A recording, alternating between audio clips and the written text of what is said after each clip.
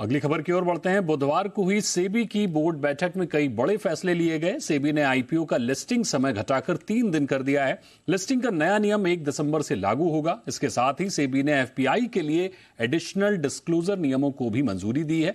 अब अगर किसी एफपीआई का किसी कंपनी या ग्रुप में कुल एयूएम के 50% से अधिक निवेश हुआ तो उसे ज्यादा डिस्क्लोजर देना होगा। सेबी ने इनवेट्स और रीट्स के नियमों के निवेशकों की मैनेजमेंट में भागीदारी बढ़ाने पर भी फैसले लिए हैं।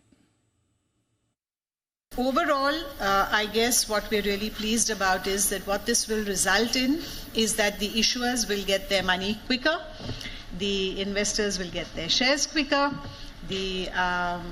those who didn't get allotment will get their refund or the unblocking quicker. So at the end of the day, time is money. So with this process, we will be giving to all the market participants lots of money in the form of 3 days. The people who are actually the economic interest holders of the FPIs may be on an aggregate basis, may be holding enough percentage of the shares so as to either trigger the minimum public shareholding regulations or the SAST, which is the substantial acquisition of shares and takeover regulations.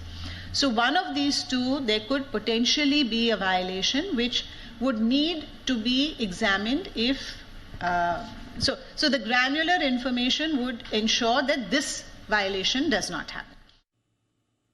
तो board बैठक में और क्या-क्या बड़े फैसले लिए गए, ये बता रहे हैं हमारे सहयोगी ब्रिजेश कुमार। बताइए ब्रिजेश जी, और क्या अहम फैसले रहे?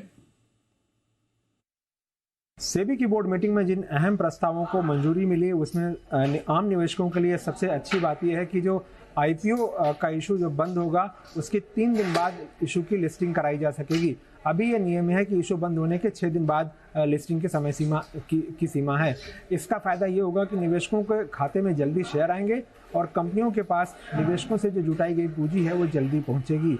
दूसरा जो अहम मुद्दा है कि जो फॉरेन पोर्टफोलियो इन्वेस्टर्स हैं जो शेयर बाजार में पैसे लगाते हैं उनसे अतिरिक्त डिस्क्लोजर लेने के नियम को भी सेबी के बोर्ड ने मंजूरी दी है। इसका फायदा ये होगा कि ट्रांसपेरेंसी बढ़ेगी और सेबी को पता लग सकेगा कि जो फॉरेन पोर्टफोलियो इन्वेस्टर्स हैं इनके पीछे आखिर असली लोग कौन कौन है, उसकी सारी जानकारी सेबी ले सकेगी।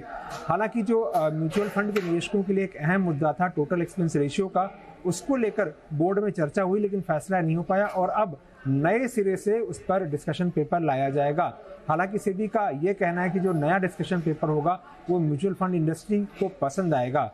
फाइनेंशियल इन्फ्लुएंसर्स के मामले पर भी सेबी जल्दी ही कंसल्टेशन पेपर लाएगा। वहाँ पर यह शर्त रखी जा सकती है कि जो भी सेबी के अधीन काम करने वाली संस्थाएं हैं वो अगर फाइनेंशियल इन्फ्लुएंसर्स की सेवाओं का इस्तेमाल करती हैं तो वो ऐसे इन्फ्लुएंसर्स होने चाहिए जो किसी तरह से सेबी रेगुलेटेड हों।